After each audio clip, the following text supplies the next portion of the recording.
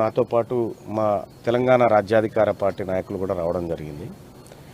వచ్చిన ప్రధాన కారణం ఏంటంటే, నేను 2025 ఏప్రిల్ 3 తారీఖు రోజు తెలంగాణ రాష్ట్ర ప్రభుత్వానికి, మరీ ముఖ్యంగా ప్లానింగ్ డిపార్ట్మెంట్కి ఒక లేఖ రాయడం జరిగింది.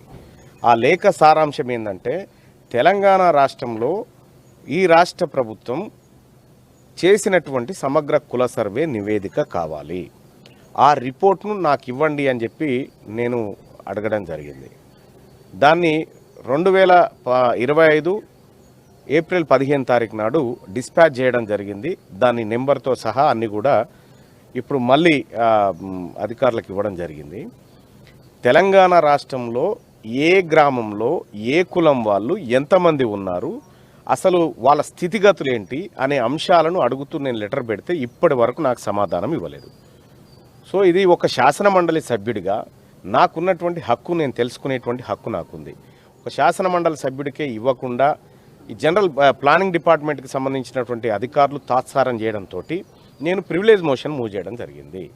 ఇక్కడ శాసన మండలిలో చైర్మన్ గారితో కూడా మాట్లాడడం జరిగింది. ఆయన అందుబాటులో లేకపోతే వారి సిబ్బందికి అందజేయడం జరిగింది.